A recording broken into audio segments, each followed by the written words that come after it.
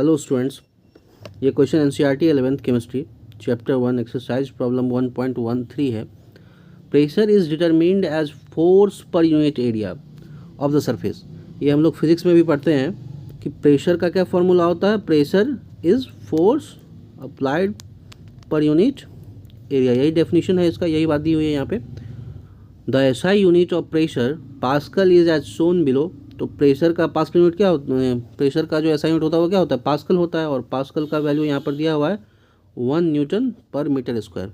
ठीक है। If mass of air at sea level is 1034 gram per centimetre square, calculate the pressure in pascal. कह रहा है कि एयर का जो मास है सी लेवल पे वो है 1034 ग्राम। ठीक है, 1034 ग्राम पर सेंटीमीटर स्क्वायर। तो प्रेशर हमें कैलकुलेट करना है पास्कल में।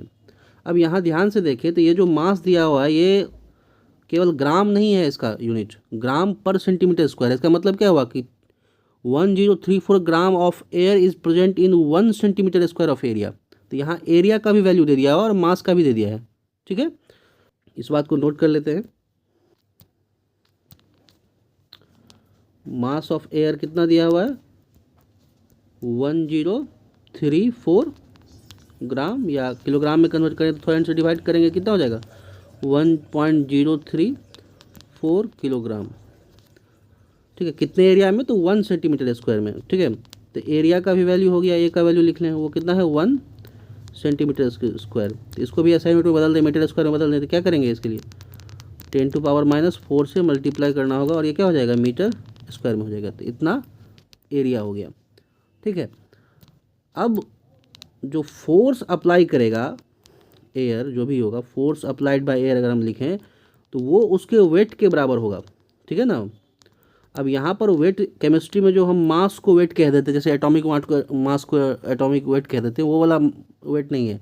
यहाँ पर वेट फोर्स है, जो फिजिक्स में हम लोग पढ़ते हैं।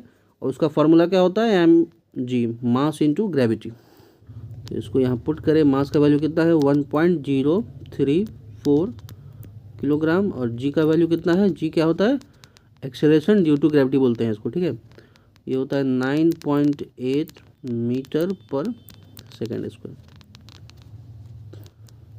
ये इसको कैलकुलेट करें।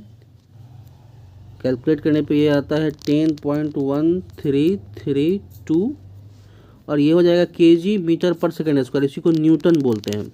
1 kg मीटर पर सेकेंड स्क्वायर कितना होता है, न्यूटन, 1 न्यूटन के बराबर। तो ये फोर्स हो गया जो एयर अप्लाई कर रहा है। ठीक है, अब प्रेशर का फॉर्मूला तो हम लोग पहले से भी जानते हैं, और यहाँ ऊपर में भी सेंटेंस में दिया था, क्या था, force applied per unit area. तो क्या हो जाएगा, फोर्स का वैल्यू हुआ 10.1332 न्यूटन, और डिवाइडेड बाय एरिया कितना है 1 × 10⁻⁻4 मीटर स्क्वायर। सारा वैल्यू जो है ऐसा यूनिट में ले जाए तो आसानी होगी कैलकुलेशन करने में। ठीक है, और ये क्या हो जाएगा, इसको कैलकुलेट करने पर ये आपको आएगा 101,332 न्यूटन पर मीटर स्क्वायर।